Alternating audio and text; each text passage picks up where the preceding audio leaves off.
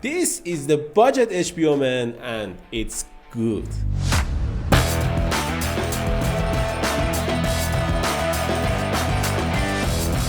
This is a $1,100 gaming laptop and it means it's a gaming laptop on a budget. I'm going to start the review with the body and chassis design. The chassis and the body is all plastic. It doesn't feel bad. It almost feels good. There is a little flex on the screen, but it is fine. It is okay. And I can say I like the design here, but the problem here is it's a fingerprint magnet. And I don't like this texture on this device because every time you touch this device, you're gonna see your fingerprints on the body, and I don't like it. Even it's oily or it's clean, it's gonna get dirty fast. I can say the hinge is good this year and I like the hinge here, but there is better models in the competition like from Asus and Lenovo, but it is fine too and it is better than last year's terrible HP OMEN hinge. And I can say there is improvement here. As for the keyboard, we have a 70% keyboard. It's not full size, it doesn't have numpad, but it has full size arrow keys, some function keys if you want. And overall I can say I liked typing on this keyboard and it is one of the best keyboards I've ever used. The backlight is only white, there is no RGB here, which is fine at this price point, but some people may have some problems with the keyboard without numpad, but I'm fine with that. As for the trackpad is plastic, but it is good and it feels great. It has nice precision and accuracy and I like using it. As for the ports, there is 3 USB type A ports. 2 of them supports USB 3.2 Gen 2 at 10 gigabits per second and one of them is 5 gigabits per second. And there is another USB which is type C. That I can't say is enough for this laptop because one type C port is just not enough for a laptop in 2023 or 2024. And I can say it is fine for me. Just look at this microphone. It uses USB type C cable. And if I want to use this laptop and plug in my microphone to this laptop, I should use type C ports, and with only one accessory I will occupy these ports. It is not acceptable. It's not even Thunderbolt 4.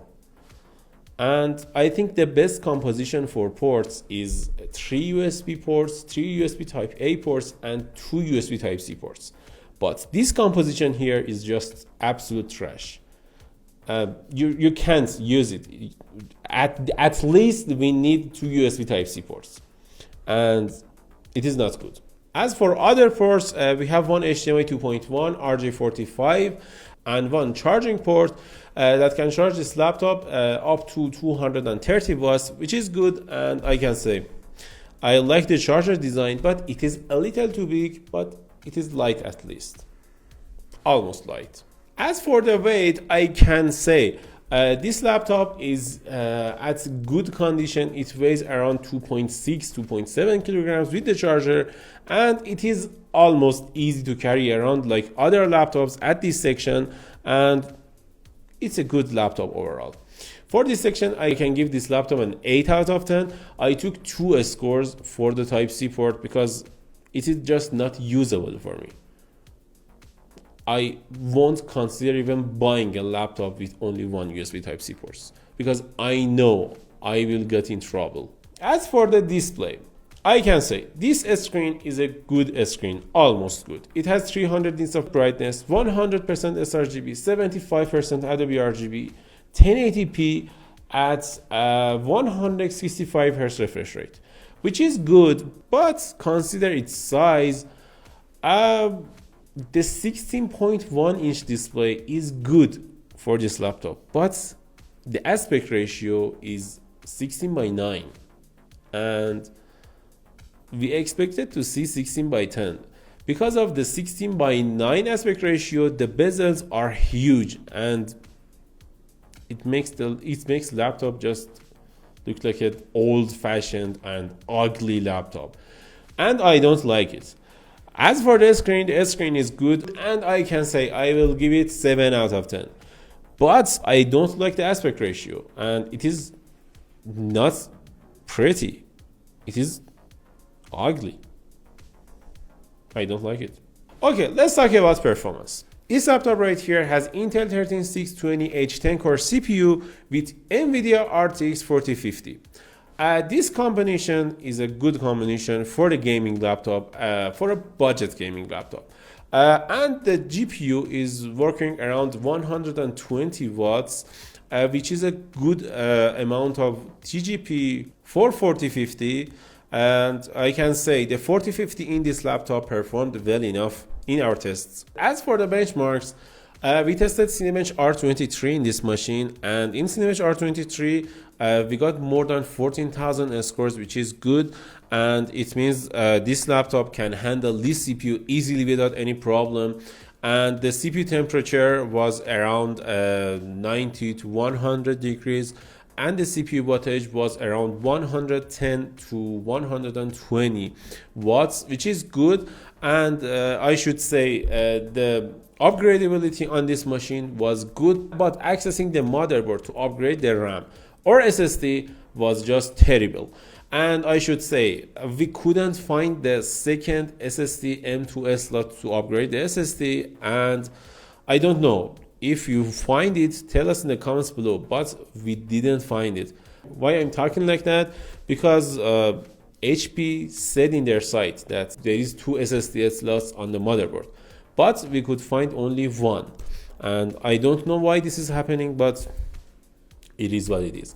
And I should say the SSD speeds are absolutely insane. It was around 7 gigabytes on the read and 6.5 gigabytes on the write, which is good. We also tested Cinebench 2024 in this machine, and in multi-core we got almost 850 scores, which is good. And in the GPU scores, we got almost 8,000 scores, which is a good score for 4050 in this machine. And I can say the CPU and GPU can work easily without any problem in this machine. We also tested Geekbench in this machine, and we got almost 14,000 scores, which is good. We also tested TimeSpy to see how well it can perform in 3D applications and games. In TimeSpy 2, the scores are fine, and as we expected, we got 9,000 scores, which is good. In terms of content creation workloads, in Adobe Premiere, we got 6 minutes and 29 seconds render time, which is too high for this laptop, but it is okay for a 4050 or for a budget gaming laptop. But there is other models out there which is better in terms of Adobe or content creation workloads. In Adobe After Effects, we got 5 minutes and 8 seconds render time, which is good. And I can say in Adobe After Effects, we got better results than Adobe Premiere. I don't know why. We also tested some games in this machine, like Cyberpunk 2077. We tested this machine in preset Ray Tracing Ultra plus frame generation, and FSR3, preset Ultra with FSR2, and a custom preset without any ray tracing, without any FSR, without any help from AI, to see how well the raw performance can perform. And it was good. It was good. And in average, we got 49 in preset Ray Tracing Ultra. We got 81 in Ray Tracing Ultra plus FSR3. And in our customized mode, we got 23 frames per second, which is good. I can say the performance in Cyberpunk in this laptop was at least acceptable. It's better than acceptable, but here we are. And there is another customized preset without DLSS or FSR with Ray Tracing Ultra preset to see how well it can perform in raw performance. We also tested Rainbow Six Siege in this machine in preset Ultra, High, and Low, and we got these results. And I can say in Ultra preset with 205 and in Low preset in 268 in average frame rates, this laptop can easily run any eSports game for you without any problem. We also tested Valorant. We got more than 280 FPS in Ultra in High preset which is good. And also in Apex Legends, we tested this laptop in ultra and low presets. In both settings, we got almost near the refresh rate of the screen, like 165 Hz in the games, which means this laptop is a good choice for 1080p gaming if you are considering a laptop at this price. We also tested Dota 2, Shadow of the Tomb Raider, and Wukong benchmark on this laptop, and as you can see on the screen, in Dota 2 we were happy with the results. In Shadow of the Tomb Raider we were happy with the results, and in Wukong the results are a little mixed, but I can say if you play with the settings a little, you can get a playable frame rate in Wukong without any problem. For this section, I can give this laptop an 8 out of 10 score, because as we expected, the scores are good, and it is what I was predict for this laptop, and there is nothing lower or better. It was the same as I was thinking. Okay, let's talk about speakers, webcam, and battery life. The speakers on this laptop are okay, but anyway, if you want to play music with your friends, it's not the device to do that. You can just buy an external speakers for 30 or 40 bucks easily without any problem and be happy with it.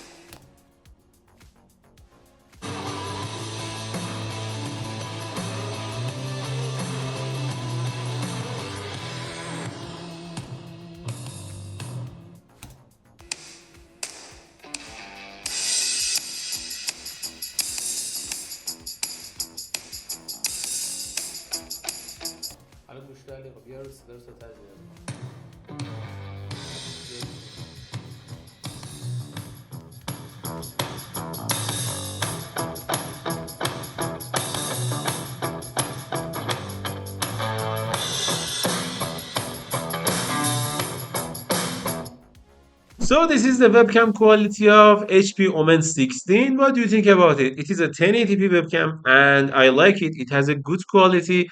And what do you think about the mic quality? Tell us in the comments below. And I should note that there is a camera switch off button, which is good. It is good for privacy. As for the battery, with almost 80 watt hour battery capacity, I can say this laptop lasted well enough for us, and in our testing we got almost 7 hours of battery life, which is good for a gaming laptop, but we want more. I want to see more in gaming laptops, and it is acceptable. It will get through a day hardly, but it will get it, and I can say I was happy with the results on the battery life.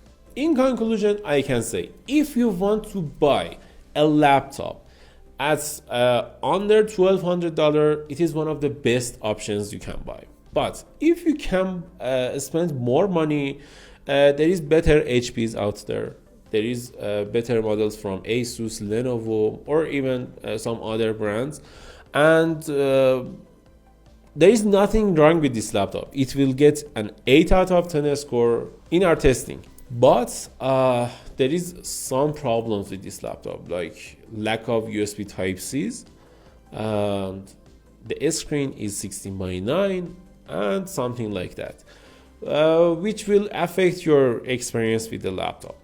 I can say this laptop is a good laptop, but beware of the problems you may have.